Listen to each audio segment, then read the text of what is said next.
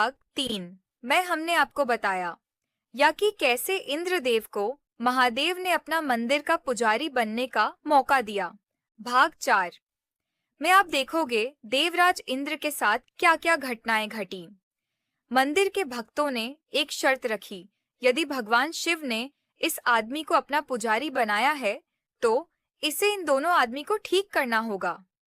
बुढ़िया माता ने कहा कि ठीक है, अगर तुम भगवान शिव के निर्णय की परीक्षा लेना चाहते हो तो ऐसा ही होगा।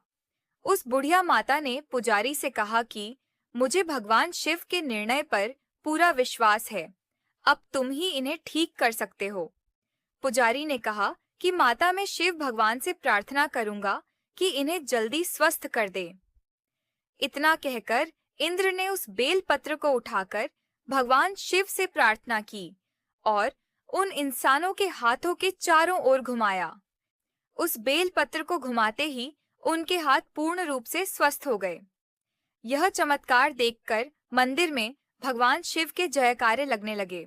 इंद्र इस दृश्य को देखकर इंद्रदेव की आंखें आंसुओं से भर गईं और शिवलिंग के सामने बैठकर जोर जोर से रोने लगे। सभी भक्तों ने सोचा कि शायद पुजारी जी अपने आप को बहुत भाग्यशाली मान रहे हैं, इसलिए यह खुशी के आंसू है। इतना कहकर धीरे धीरे सभी भक्तजन अपने अपने कार्य को लौट गए। कुछ समय बाद रात हो जाती है। इंद्रदेव अब भी इस शिवलिंग के आगे बैठे थे और सोच रहे थे कि मैं तो भगवान शिव के बराबर होने का अपराध किया है, लेकिन महादेव ने मुझ पापी पर भी अपनी करुणा बरसाई है।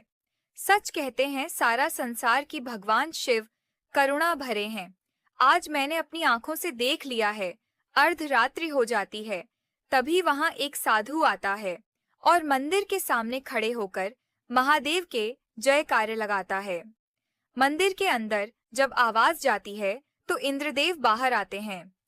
उन्होंने उसे साधु की ओर देखा, मानो उनके मुख पर हजारों सूरज का तेज है। पुजारी ने साधु को प्रणाम किया और उनसे कहा कि आप साधु महाराज अर्धरात्रि में कहाँ से आए हो?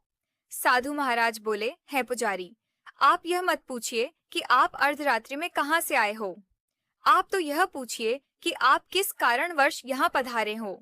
पुजारी बोला कि हाँ, मैं यही प्रश्न आपसे करना चाहता था, लेकिन कारणवश भूल गया।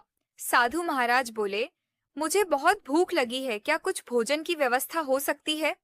पुजारी ने कहा कि हाँ साधु महाराज, मैं अंदर से अभी कुछ खाने की सामग्री लेकर आता हूँ।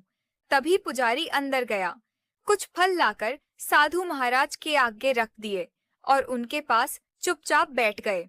साधु महाराज बोल, क्या तुम नहीं खाओगे? पुजारी ने कहा, नहीं महाराज, मुझे भूख नहीं है, आप ही खा लीजिए। साधु महाराज ने कहा कि जो शिव की शरण में हो उसे किस बात की चिंता, क्या चिंता खाए जा रही है तुम्हें, मुझे भी तो पता चले। पुजारी इंद्रदेव ने साधु महाराज को सारी कथा सुनाई।